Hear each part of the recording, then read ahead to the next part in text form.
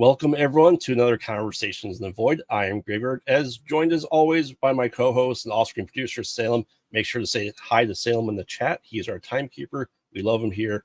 And I am excited to introduce our next guest for tonight. I was able to meet this gentleman at the Day of the Dead Con in Chicago a couple of weekends ago, and I'm super excited. I got to watch some of his films today. So without further ado, he is a writer, director, producer, and I think you say Cheevies Films, but please welcome Derek Braasch.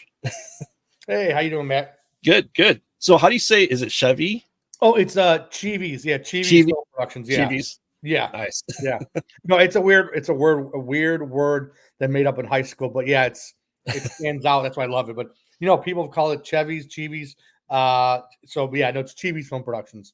Awesome. Yeah. Awesome. Well, thank you for coming on. Like I said, I had a chance to talk to you for probably about 15-20 minutes at Days of the Dead Con a couple weekends ago. Right. And it's just, I was so interested in what you had, and I reached out to you immediately. Probably the next day after I met you to get you on here. So thank you for coming on. No, thank you for having me on. I'm really looking forward to this. So let's get to know a little bit about you, Derek. Okay. What movie really brought you into the filmmaking world or even the horror world? What movie? So what movie? Yeah. Actually, the movie that it's always the same answer. The movie that got me into wanting to get involved in movies and somehow was Evil Dead 2, Dead by Dawn. Yes. I think it was on, I know it came out in 87, and then, I think it was on HBO in the late 80s, and it was on heavy rotation on, Cinemax HBO. And I just remember watching it. I was just so into the movie. And the one scene where the camera it's like a push zoom, and Bruce Campbell goes through the trees. I never seen anything like that. I'm like, holy shit, this is something this just caught my interest. I'm like, I want to do something in the film industry. As a 12-year-old, I didn't know what, I didn't pinpoint what, but I knew that I loved movies, and that just sparked it even more. I saw a lot of horror movies, action movies, but that was different than some of the horror movies I was watching. Just that cool effect, Yeah. So that always sticks in my mind, Oh yeah, for sure. Yeah, I think we discussed at the con. Evil Dead is one of my favorite horror movies and franchises of all time. I have half a sleeve of Evil Dead on my arm, So, nice. And my son is named Ash. Oh, awesome. Awesome. He doesn't really know why he's named Ash. He just knows he's a guy with a chainsaw for a hand. Right. So.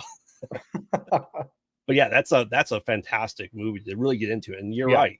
I think Sam Raimi's techniques and camera techniques really shown in his movies that he's done. This is really unique. Yeah, no, it was great. I think I saw 2 first, because that was, and then I did my research. Then I went back and I watched 1, and then and like 2 was like just kind of like a remake of 1. But I loved it. Yeah, for sure. Now, was that your first horror movie, or do you recall something earlier than that? No, I watched Carrie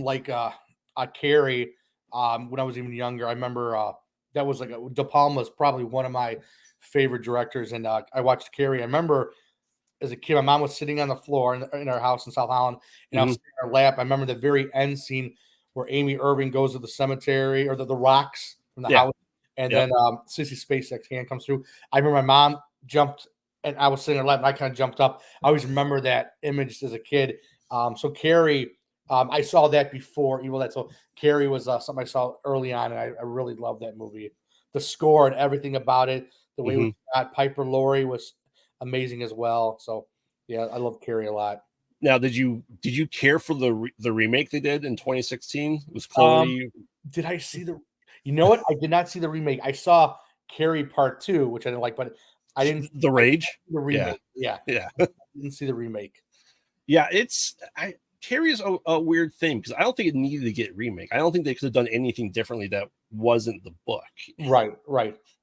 So do I think it was better as a remake? Yes, I do, obviously. Yeah. But now, in your opinion, Derek, what is the most overrated horror item, whether movie, franchise, IP, comic?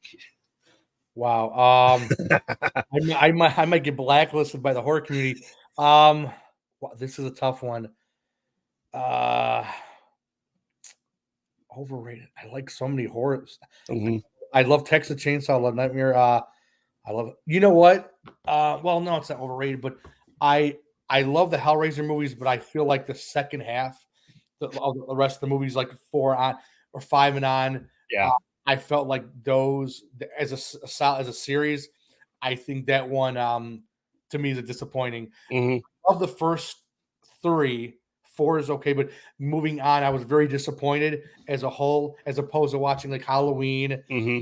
and Nightmare on Elm Street. Those were more solid. So I guess in the sense that the whole series, maybe Hellraiser, but the Hellraiser movies by itself is not overrated. But if I had to pick a series, maybe Yeah. Hellraiser films. But yeah, that's a tough one. Yeah, it's that's a really tough one. Not that many people pump up all the Hellraiser movies, like the later ones, like the remake or the reimagine, whatever you call it. I was disappointed with that. Really was. I was bored with it. Yeah. Oh yeah, for sure. I mean, we discussed that on our podcast a couple years ago that we did all the Hellraisers in like 2 weeks. Yeah. And we call it Hellraiser syndrome, where is really the first franchise that we saw where they just get, hey, here's this other movie. Hey, have Pinhead in here for 20 seconds, and then boom, Hellraiser. There you go. That's what bothered me. It's when you put starring this person and it's a person that's in it for 20 seconds, or they have a zoom scene in a movie, and it just and that's right. The Cenobites, come in for like a minute and a half, and that was Yeah. disappointing. So For sure. And Laurel from chat wants to know if you like the newer Evil Dead movies. So I haven't seen the one that came out recently. I haven't seen that one. Which I got to see. Yeah. Yes. Yeah. With me, it's really weird. I'm kind of old school. Sometimes with whether it's horror movies, action, TV shows, I'm not up to par with like new stuff. Like if someone's like, "Hey, watch this new horror film, new action film," I'll go back and watch an old Point Break movie instead of something new. I'm trying to get better with that. From time to time, I'll try to watch new stuff, but I do want to see the new Hellraiser or the new Evil Dead. It looks really good. Oh, it was good. I thoroughly enjoyed it. So yeah. Oh yeah, Bruce Campbell. She recommends it. Yeah. I definitely want to check it out. Yeah. So on the flip side, what is the most underrated horror IP that you don't think gets enough praise and attention? Horror series or just a movie? Can it be a series? Yeah, it could just be a movie. It could be a series. It could just be any IP. Yeah. Wow. I'm trying to think. Because everyone has their guilty pleasures of horror movies, right? I love bad horror movies, so I like Jack Frost 1 and 2. Yeah. Oh my God, I'm trying to think. Why is it so tough for me? Underrated. Oh God, it'll come to me. Hey, horror dude. You know what? Maybe. Well, you know what? So I would have to say, even though Halloween 3 Season of the Witch, you'll get I think a lot of the horror community will embrace that movie, but there's other people that maybe not are just like your mainstream horror fans and like, oh, that was a horrible movie. And I think that, so maybe Halloween 3, because even though it doesn't follow the tradition of Michael Myers, I think on its own, I think it's just as solid as other one. I mean, the score is amazing. It's a creepy vibe. The whole factory, the town, everyone's the mystique of it. So I would say Halloween 3 is probably underrated, because I have some friends that they think they're big horror fans. Like, oh, 3 was horrible. I'm like, no, it's not a horrible movie. I get it if you're upset because it doesn't follow the whole. They tried something without Michael Myers, but if you watch it by itself, the whole idea with the mask, Tom Atkins is great in that. The music, at the very end when he screams at the camera. I mean, that everything. Oh yeah. Yeah. And horror do we ask what was the most underrated horror? Yeah, I mean Tom Atkins is just fantastic at everything he's in. Yeah. And I necessarily didn't enjoy it when I was a kid growing up, but coming back to it and rewatch it, you have a new appreciation for it. Yeah. Because realistically, the worst one might be Rob Zombie's Halloween 2 or Halloween Resurrection. Yeah, Halloween. Franchise. I agree. Halloween 2, the first 15 minutes, I was involved. It had a Halloween feel, and then it just kind of went weird with the whole, like, the white horse and the dream sequence. And then Michael Myers looked like Rob Zombie. It was too weird for me. Yeah. Like, showing his face. And then I'll be honest. I'll tell you what I think was overrated. Well, a lot of people know that there's been mixed reviews. The last Halloween, where it didn't focus on Michael Myers, I was not a fan of that movie. I was, I like kind of like switching the bodies, and you had like Michael Myers like as kind of like a dweller, you know, like a Yep. you know, sewer dweller. I didn't like it really. I was really disappointed. Yeah, I mean, I think if they just made it just a Corey story, Yeah. Salem and I discussed this movie actually quite a bit because he likes it. I don't necessarily like it as much, and they could just left him and made him the new Michael Myers, and everything would have been fine. Yeah, I think so. I think people that were upset with how Season of the Witch was, I wasn't. I was upset with the most recent the most recent Halloween. Yeah. I did like the ending with Jamie Lee Curtis, but overall, I was telling like, holy shit. And I'm an easy person to please.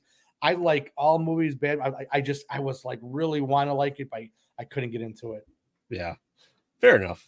All right, let's get into the meat and potatoes of this here. So, Derek Braasch, how did you get into filmmaking direct? I know you went to school for it, right? Yeah. It has to go back to the mid 80s. My parents were very laid back, let me watch cable. We had Cinemax and HBO. So that was the blueprint. That's kind of like the inception of me liking film, watching the movies maybe I wasn't supposed to. And then from there in 1986, we got a camcorder. So our first time using a camcorder was 1986 for Christmas. My dad, was taping our Christmases, and then I learned how to use the camcorder. So I would tape all our family functions, and I would start making movies with it. So that kind of sprung it. Probably before Evil Dead 2. That was probably the inception. My parents allowing me that outlet to watch Commando, Rambo, Rocky, Lethal Weapon, Halloween, Hellraiser 1 and 2. Like, so that kind of started it. And I went to Columbia College in Chicago. And my parents were, I got to say, the most supportive parents. Like, lots of times parents like, hey, this is not going to make money. Is there a future for this? They were very supportive. So nice. Yeah. So what made you get into the very first film that you made? Was it something you did in college, or how long did it take for you to make kind of your first feature length? Actually, the first convention I went to was before I even went to film school in 1996. I think I was starting community college, and me and my friend Jeremy Rodriguez, who I graduated high school with, we went to our first convention. Ken Foray was there, Heather Langenkamp, Clive Barker, there's all these people I met. And there's a table, and he was my mentor, and he passed away about 7-8 years ago. Tom Volman, he had a table, kind of like how I did when you met me, had a vendor table, and he had a list of sign up to work on a film, be a PA. And me trying to be a filmmaker, I go, what the fuck's a PA? And my buddy Jimmy's like, dude, the production assistant. I'm like, you should know this. I'm like, So I signed the list. I met Tom Volman, and Tom Volman had he was like a local filmmaker from Chicago. He was at the time maybe early 30s. He had Conrad Brooks, who was in some of Ed Wood movies there, and he had a cameo in one of the movies that that he was looking for people to help on. So from there, I got my first foray into filmmaking. I got to hold the boom mic, set up lights, act. So I got to do everything. I wasn't that PA that was outside the building like this, bringing a tray of food. I got to learn that. So I got to do that before I went to Columbia, before I went on to bigger film sets, like as a PA in Chicago. That was a great experience for Tom Volman. He passed away, and I learned a lot. And I still talk to one or two of the people that we did filming with. So that was that. I would say that was my first time, and it was a great experience. So what was like kind of writing your first feature film then for you? So my first feature that I wrote, which was my second feature that I directed, was called Murder for Pleasure. Me and two other buddies, Mike Miller and Anthony Palazzari, we basically, when I was living in South Holland, me and Mike Miller, we worked at the Home Depot in Homewood on Holliston Street, and we would meet him. The two of us would leave after work at 10:30, meet Anthony, get some sliders, and we would eat White Castles and write this really fucked up horror movie, and we just bounced ideas. And I would type it out. Each person had their voice and write it, and I would just take and type it in. Or my girlfriend, who's my wife now, would help format the script, and that was inception of that. It was a great experience. Late night, 2 a.m, sliders. You get some coming in. What are you doing? Oh, we're making a film. So that was a really good experience. So nice. Yeah. Now you've done horror stuff. I know that most of your stuff seems to be in the horror, but you also do some drama as well. So for you, what's different with the drama side of movie making than the horror side? So I think So the first drama that we did, my wife and me wrote, called Guardian Angel. My wife starred in it, and we wrote Mhm. together. That one has more of an emotional connection because it's more relatable. Mhm. It's most people can relate to stuff like that.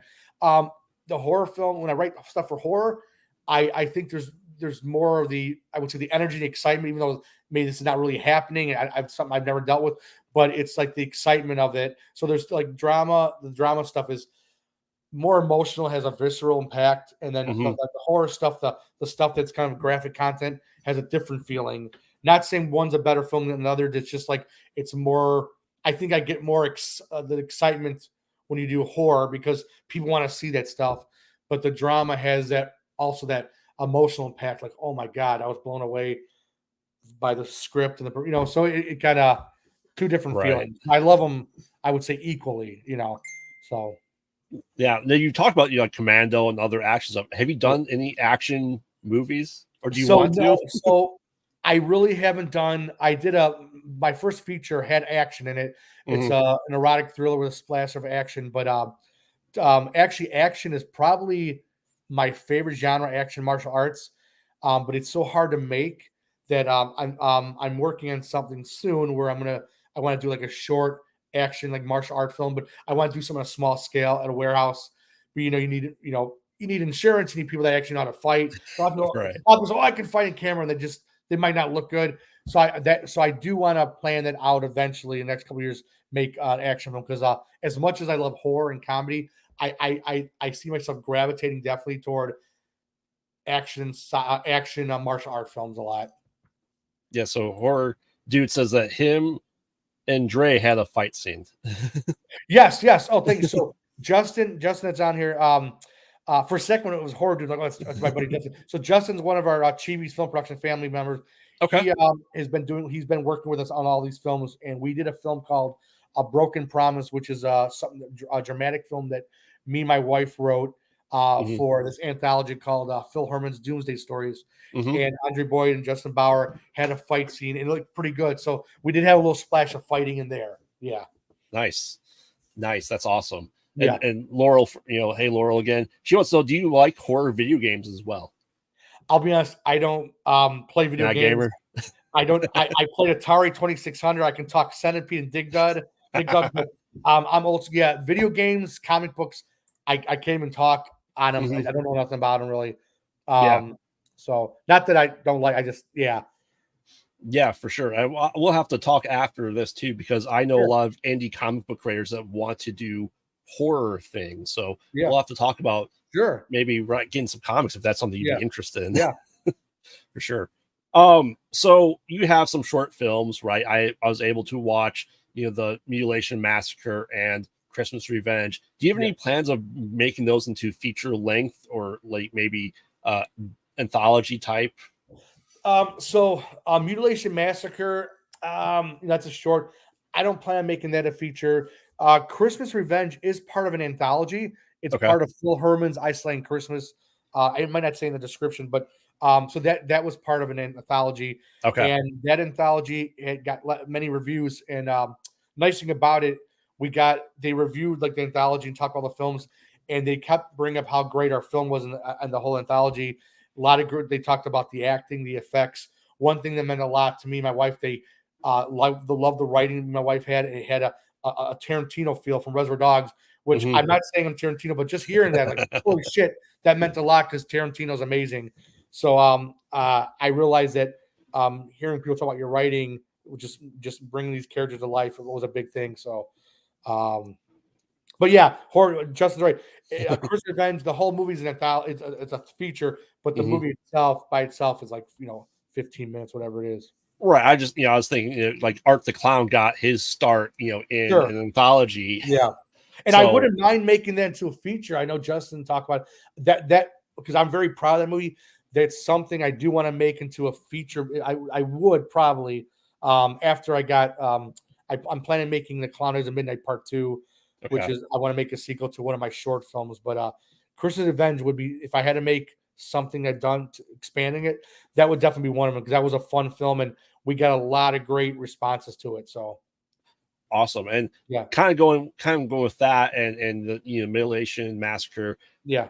I have to ask about your special effects because Yeah. I have dabbled in the indie horror filmmaking. I'm starting working with some scripts and stuff like that. How do you do your special effects? Like, do you do them yourself? Do you have someone you go to? No, I have someone. So for Mutilation and Massacre, uh, our friends Francis and Brandon were our makeup artists and did a phenomenal job. They did great in that. So we I can't remember how I got in touch with them. I can't remember. It might have been Facebook. And then for Christmas Revenge, someone that we've been using a lot, Dominique Harris, who's amazing, sweetheart, pleasant to work with, works with you, smiles all the time. She's just brings a lot of joy in the set.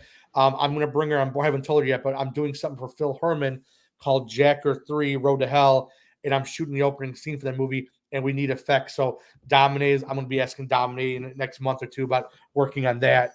So she did the effects for Christmas Revenge and this movie Fleshfire that'll come out by the end of the year. So awesome. You'll have to send me over the contact information because I have ideas in my head. I don't know how to do the props for. Right. So I'm new to this. Like I said, I used to build sets and stuff back in high school. I was a techie. I did all that stuff, but it's been a long time for me. Yeah. So, yeah. I mean, yeah, Justin saying more Christmas Revenge, more blood. Yes. No, yeah, I'm not opposed to that. Yeah. And we'll plug your stuff. Well, I just have this comment highlighted. We'll plug his stuff. I have the description and links to his page and your website down below. Is that the best place really for people to get updates? Yeah. Okay. I'm always I'm on Facebook. Even my name Derek Braasch, my personal profile for Facebook. I'm on there lots. I'm always promoting my trailers and stuff like that. Awesome. Now because is Murder for Pleasure officially out yet, or is still kind of under? Oh no, that's been done. That came out 10 years ago. Oh, okay. So Murder for Pleasure, and it just got distribution. It got picked up at the Days of the Dead in November. We had some distributors, and so basically they have all the deliverables. So we should be finding out soon when it's going to be hitting all the stream platforms. But yeah, Murder for Pleasure is my second feature. That and The Icing are my first two features, and those got distribution. But right now, my biggest feature right now is Torture the Flesh, which will be coming out this summer. That's my next big project. Awesome. We'll have to see if we can't set up a streaming session when it comes out for distribution with Murder for Pleasure to stream it on our Discord server. Yeah, I think that'd be fun. Yeah. But I want to talk a little bit about that because I know there's a lot of homages in Murder for Pleasure, right? Yeah. I think you were. It felt very 70s exploitation, like I Spit in Your Grave and Last House to the Left. Yeah. Do you ever put noticeable Easter eggs and see if anyone catches them in your stuff? I'll do stuff to see if someone will catch it. One thing that was interesting, I've had 3 different reviews that compare. Not saying my film was as good as this film. I just want to preface that because I don't have an ego. But 3 different reviewers said the movie was very reminiscent of Maniac with Joseph Spinell. The William Lustig film. So that meant a lot hearing that. And writing that, I don't think I thought of that movie but when they said that, I'm like, oh God, that's really cool. So I've had 3 different reviews say that. So we wanted to give it that dirty feel. We don't want to, I told my editor, don't cut away from the gore effects. I don't care if it's disturbing or it makes you uncomfortable. That's the whole point. So, some horror movies like the original Halloween, that's not really violent or gory. Right. It's definitely scary. In Murder for Pleasure, I don't want to cut away. This was just my approach. I wanted to be in your face. And that's how Torture the Flesh is going to be. We really deliver some great effects by Rob Kabaski. It's pretty brutal. My next feature that's coming out. So yeah, well, I can't wait because I thought Murder for Pleasure was pretty brutal. Especially what it reminded me of. Yeah. Well, when you get people telling you, Derek, what the fuck is wrong with you? All right, that's a good thing. So we sold out at Marcus Theater in Orland Park, and when people come up to you, they'll say, "Oh, I love the film," but dude, what's wrong with you? That was a good feeling hearing that. So if you do that again, you have to let me know because, like I said, that Marcus Theater is not that far from me. So right, or something like that. I'd love to go out and support you in everything you do too. No, thank you. So what was it like? Kind of. You had a couple different roles. If I sat through the credits and look for your name, obviously the guy in the bunny suit. Yes, that was yeah. What's like with you being in front of the camera and directing the scenes? Obviously, you were playing a director in one of the scenes. Yeah, which is kind of ironic. I love, of course, love directing, and and I usually don't put myself like I like as a lead because I I'm not like a strong actor, so I try to get someone that cast Mm-hmm. accordingly. But I do like put myself in front of the camera for small parts. I've been getting more roles acting, which I love doing, and Mm-hmm. I don't put myself out there as an actor like in my business card. I won't say actor because I'm really don't have headshots, but if there's a part I can do, I'll do it. But it is fun, and for Murder for Pleasure, it's kind of funny.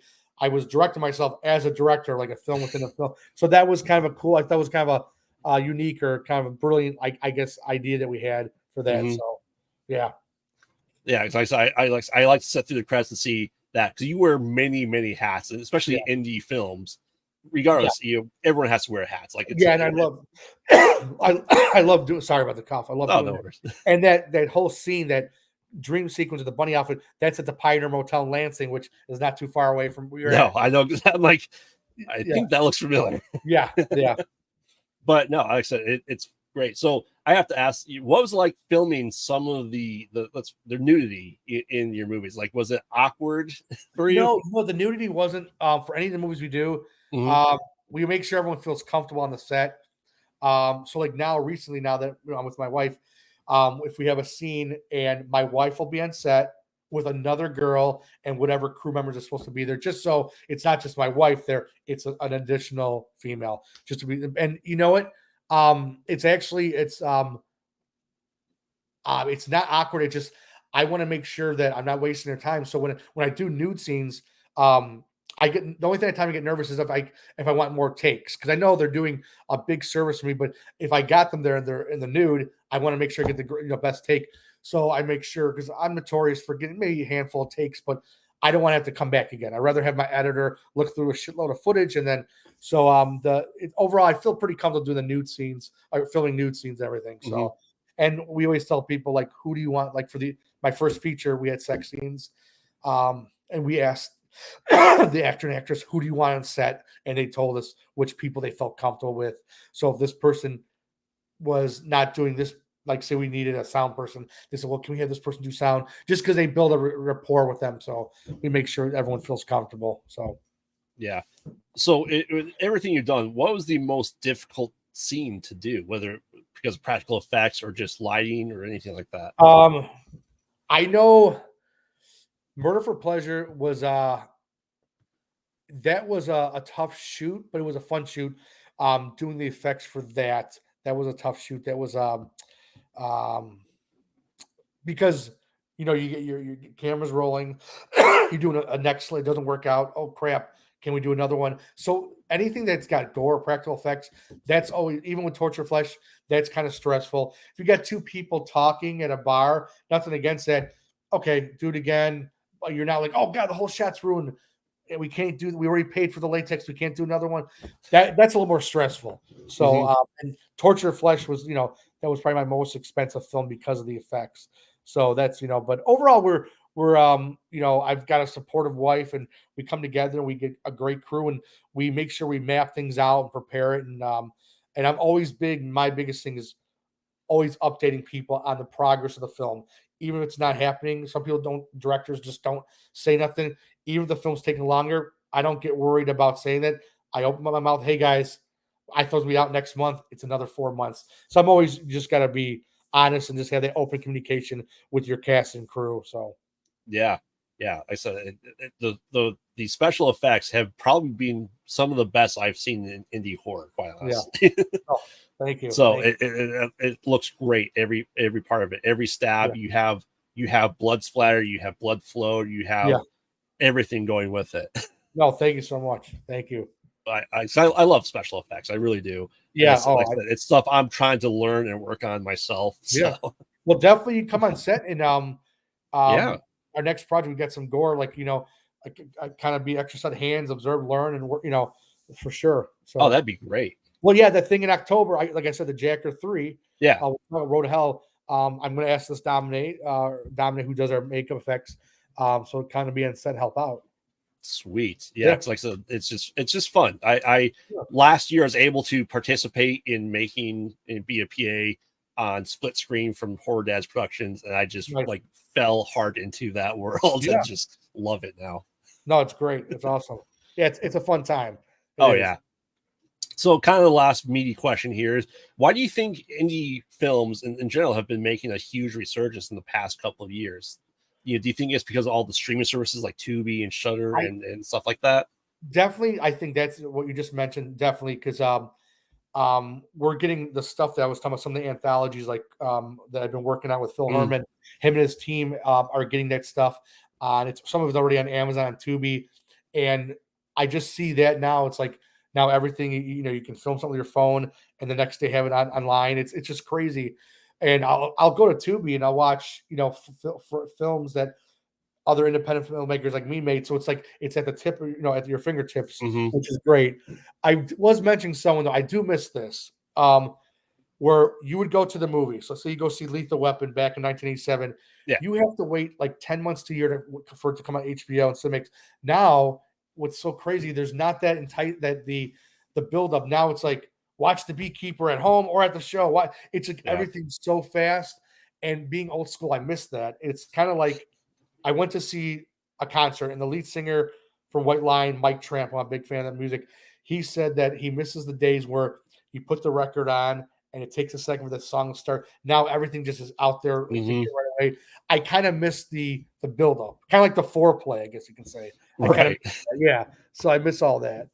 Yeah. I've always equated like, Film Hub, Shudder, and Tubi to be like the old school, the 80s, straight to VHS, where you had a copy of a copy of a copy. And maybe if you're lucky, you had it at your local mom and pop rental store, but it's nice.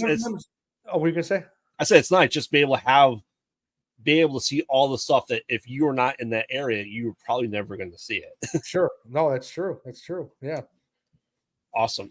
So this flew by fast. Let's get into some of these hard questions, if you will, to wrap this up. So you talked about Evil 2. Is that your favorite scary movie, or what is your favorite scary movie of all time? One that comes to my mind all the time is the 1974 Texas Chainsaw Massacre. That one, and it's funny because I think a lot of people that maybe either think when I as a kid seeing the box artwork for it, oh, this is gory. There's really no cutting. It's really not gory. It's all the scare, the scream, the sound effects. That one's very frightening and chilling. Shining's amazing. Shining's one of the best horror movies. Carrie, and then I also love horror comedy. Night of the Creeps is amazing. Yes. Oh God, I do like the original Halloween. I do like the first Friday 13th, Nightmare on Elm Street. And I also like the other ones as well, but those are some movies I really love. For the older stuff, so yeah. I had the pleasure last week, Mick Strawn, who did Dream Warriors and stuff like that. He's a production designer and stuff like that. So it's awesome to see a guy from stuff that we grew up on being able to talk to him. So that's why I love doing this show. I love Dream Warriors, and I love Doc, and I just saw Doc in concert. They played Dream Warriors, so nice. That was great. Yeah. All right. So practical or CGI? What do you? Practical. Yeah. Yeah. Do you ever think CGI is ever going to be here to stay? Do you think, especially with independent filmmakers, that practical is always going to stick around at this point in time? Say the question. Do you think practical will ever go away? I don't think so. I think people still love. I think people love getting their hands dirty and set, touching I'm not a makeup artist, I'm sure, talking through a makeup artist's vision, like getting their hands dirty, putting the latex on, putting on the actors. I mean, I think that's not gonna go away, because you see movies where you just see it, and there's some CGI looks good where the blood looks so weird on the screen. It just unless they're doing it to be bad on purpose, right. I get that sometimes it irks me, and it's like, so yeah. Oh, I can definitely see that. Like for a big example for me, I loved Hellraiser. At the very end, when the Cenobites were dying with the yellow lights, whatever that. Oh my God, I just something that I know was in the 80s, but besides that, the effects are amazing. That's just like, oh my God, they did everything great. Why that little effect kind of bothered me? Yeah. So. Oh yeah. All right. If you were able to work in any IP or franchise, what would it be? If someone said, "Here, Derek, we'll give you all the money you want to make a movie in an existing franchise," what would it be? And horror, right? Horror. Anything. It could be anything. I would. I'll be honest. I love Stallone. That's my favorite. I mean, Rocky's done, but anything that involves Rocky or Rambo, I love Stallone. But he's got a great series. I wouldn't want to touch it, but I do love Rocky. Anything, you know. Or I'm sorry, I know this is horror, but I go back Lethal Weapon. I love Lethal Weapon. Yeah. So, if I had to pick horror, I think either Texas Chainsaw Massacre or I don't know, either Halloween or Nightmare on Elm Street. There you go. It's kind of hard. Yeah. We need a new Nightmare on Elm Street. So yeah. And I love Robert Englund. I think he's amazing. I wish in the remake they would have used him. I mean, I know it's because he's got the facial expression, a theater actor. He's a brilliant actor. He's not, more than just Freddy Krueger, but yeah. For sure. All right. So any advice for anyone getting into filmmaking that you have? Well, one thing I would say, my friends make fun of me because I use this all the time. I learned this from an actor on set. You have to go at it with bulldog tenacity. Of course, never give up. If it's something you love, don't let other people like cloud your vision. Like, oh, you want to make films? Oh, low budget horror film. Don't. You gotta. I think what I see, not trying to offend anyone, a lot of filmmakers I see this on Facebook. They have to get thicker skin. I'm being blunt about it. It's like Donald Trump being blunt, but they have to have thicker skin because lots of people you'll see, oh, I'm giving up, or no one likes my films. And then what happens is people that might not want to work with you if you're not a strong filmmaker. With me, if you shit in my films, I'm standing. I'm still gonna keep making films. I think you have to. I think it helps. You can be talented and brilliant, but I think it hurts if you don't have that thick skin. I think you need it. You know, and I'm not trying to, upset anyone that maybe there's a reason why they like that, but that I think I have filmmakers that are strong and we make films. They don't like it. They don't like it. I think you need that. You need that thick skin. You do. Oh yeah. I think in today's world with everyone being online and YouTube, like we are now, that you have to. There's gonna be hate comments out there, and you have to accept it. Yeah. Yeah, for sure. Yeah. All right. So you ready for your random horror trivia question? Yeah. Oh my God, I'll probably do bad. Okay. I'm bad at trivia in all aspects. Okay. What 2008 movie starring Bradley Cooper featured a killer known as Mahogany who mutilated victims in a subway car? Oh my God. Subway. Wait a minute. I want to. He starred in it, Bradley Cooper? Yeah. Okay, never mind. I was thinking Midnight Meat Train, but no, it's that. Huh? It's that. Oh, it's that. Yeah. Did he star that? He was the main. Yeah, he was the main guy. I didn't know he was the main. I'm thinking the other. I'm thinking the killer. What's his name? Vinny Jones. Vinny Jones. Okay, then I did get it right. Wow. Yeah. Oh yeah. See. Okay. Easy peasy. Yeah. I think I forgot Bradley Cooper was the main star. That movie must have had a big impression on me. But I did remember. Yeah. Yeah. It was him, Leslie Bibb, and then Vinny Jones. Okay. I gotta watch it again. Okay. Yeah. So hey, Laurel approves it. She's like, way to go, Derek. Good, yeah. All right. So before we get signed off, where can people follow you and find out more about your films and what you do? So I besides Derek Braasch on Facebook, I'm always on there. So I'm always talking to people. My website you can go to is www.cheeviesfilms.net. And a lot of my movies you can watch for free, or you can purchase DVDs. Then I have on my YouTube page, it's Cheevies Film Productions. You can see everything on there as well. And then I have Facebook pages for all my movies I make. A lot of them Cheevies Film Productions, a company. So I'm really easy to find. I mean, like I'm really easy to get in contact with. So yeah. So awesome. So thank you, Derek, for coming on there. And anyone that knows, links to his stuff is in the description below. So make sure to check that out. It was awesome having you on. I hope you had a good time. Yeah, I did. Thank you for having me. Yes, thank you. So this has been Graveyard from Conversations Void. Make sure to like, comment, subscribe. We appreciate what you do and for watching us and in the future. And the more subscribers we get, the more swag we're going to give away. So when we get to 100, we are going to start giving away horror swag from awesome film creators that I will get in their DVDs and works just to help spread the word of what you guys do. So Thank you, and we'll see you next time. Make sure to not get lost in the void. Good night.